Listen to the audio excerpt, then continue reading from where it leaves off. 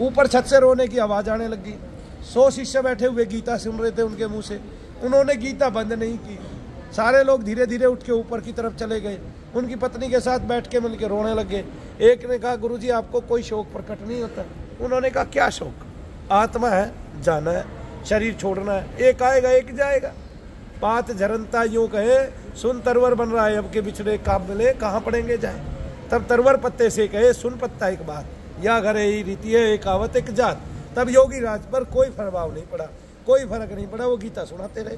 तब लोगों ने कहा, महाराज आप तो सुनाते रहोगे पर हमें फर्क पड़ता है, हमारा गला भर गया, आपकी बेटी मर गई है, ऊपर रुआ राट माच रही है, आपकी पत्नी जो है रो रही है विशिष्टता से, चिल्ला रही है, चीख रही है, आप नीचे गीता सुना रहे हो। बोला रे गीता सुनाने से मेरी पत्नी का भी कल्याण हो जाएगा। नहीं समझे आप, सबका कल्याण होता है गीता सुनाने। बोलो शनिदेव महाराज की। हम कोई रोए गाए, त्योहार एक ही है, या तो मरना है या आना है, ये सब त्योहार है। जाना भी त्योहार है और आना भी त्योहार है।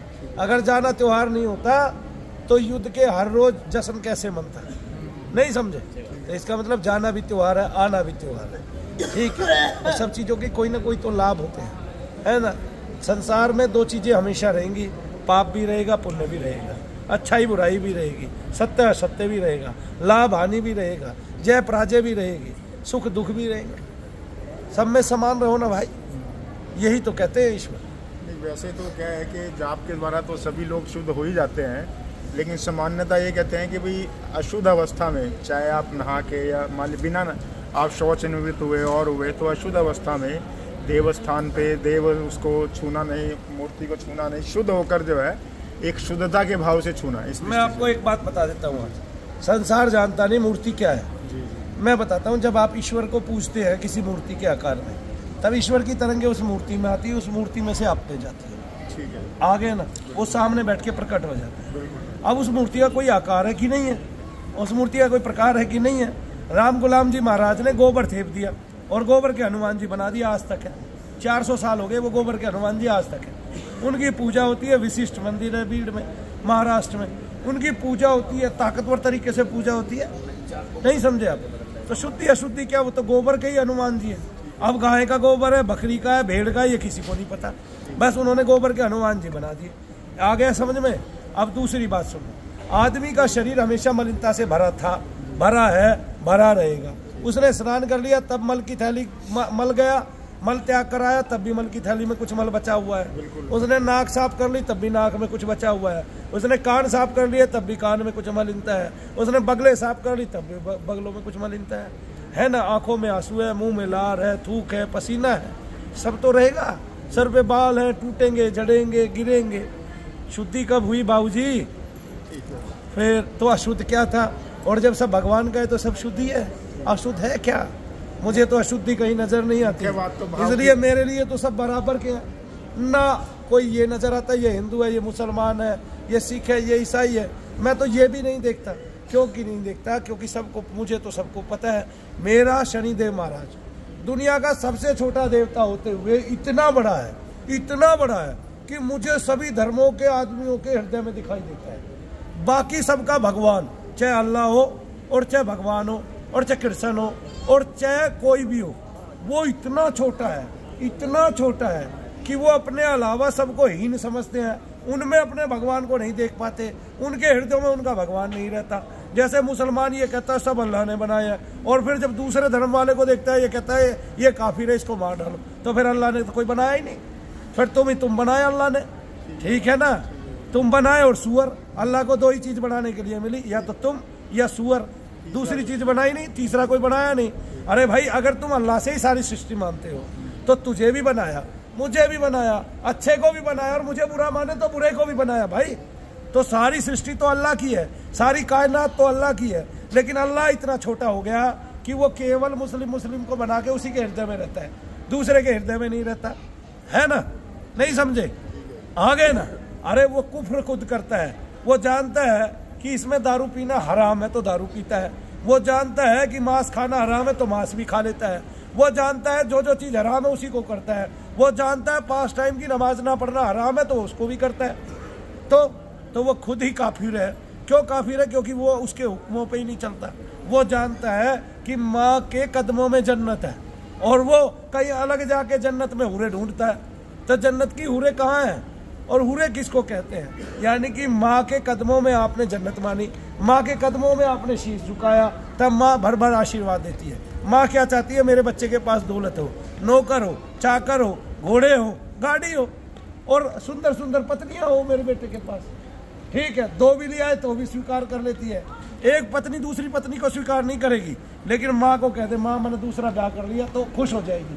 यूँ कहेगी 2 बहू होगी तो टांग दबाने वाली 2 होगी, है, टांग दबाने वाली 2 होगी। हाँ, माँ के लिए तो टांग दबाने वाली 2 होगी।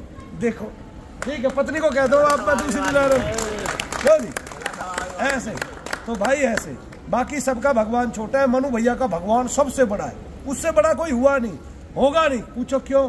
क्योंकि मेरा भगवान आपके दिल में बैठा हुआ, ये बैठा शनिदेव, इसके दिल में बैठा हुआ देखो ये काला है, ये बैठा शनिदेव। और यहाँ जाति का भेद नहीं है, कोई मुस्लिम भाई बैठा है तो उसके दिल में भी बैठा है शनिदेव, है ना?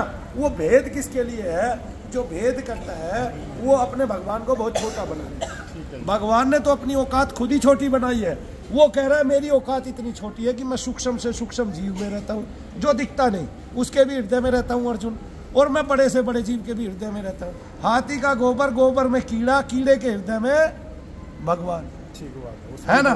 सब जीवों के हृदय में ऐसे मेरा तो भगवान ऐसा है। एक घटना मुझे शनिदेव महाराज की ध्यान में आती है कि एक बार जो है शनि का दिन था और मैं गाड़ी कहीं खड़ी करी करके और क्रिया में अंदर चला गया। बाहर आता हूँ तो शीशा टूटा हुआ था, लैपटॉप मेरा उसमें से गायब था गाड़ी में से। मैं बहुत दुखी हुआ क्योंकि उसके अंदर बहुत सारा डाटा था। लेकिन मैं रिपोर्ट लिखवाने चला तो रास्ते में मैंने अनायास ही, मैंने शनिवार का दिन था तो मैंने क्या, हे शनिदेव आपका दिन है और मैं किसी के साथ अपने मन से जानबूझ के कोई अन्याय करता नहीं, कोई बेईमानी करता नहीं, तो मेरे साथ ये ऐसा हो नहीं सकता।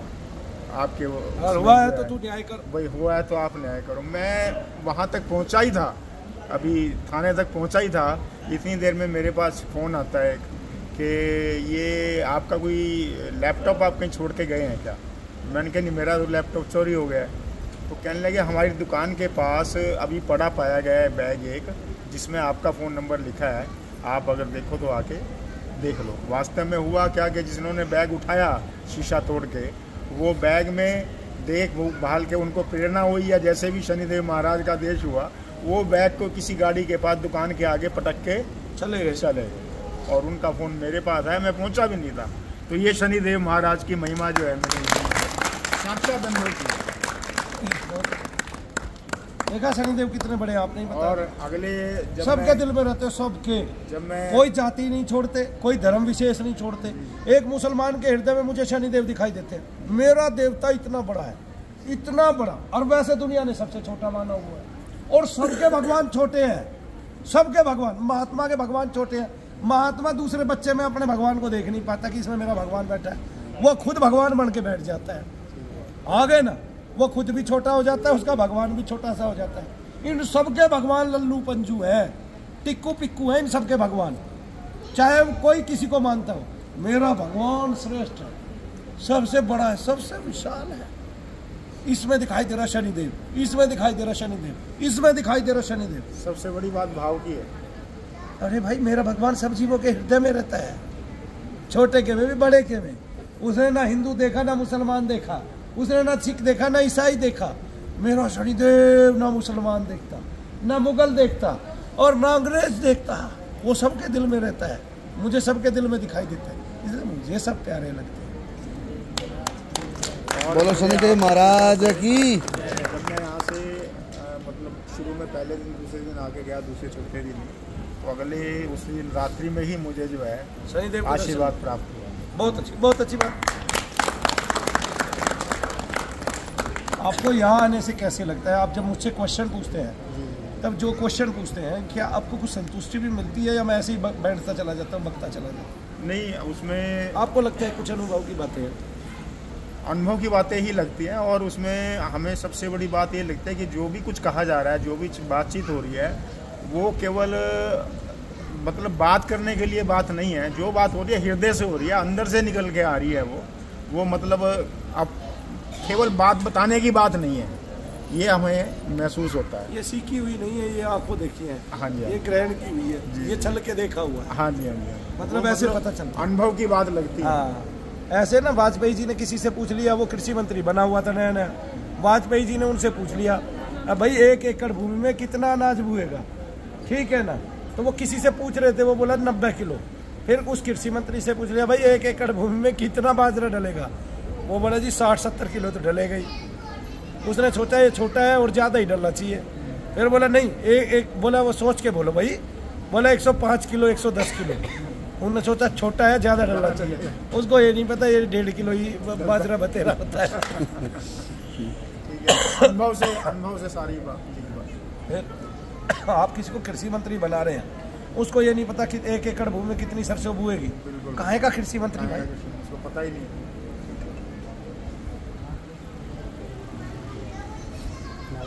शनिदेव की महिमा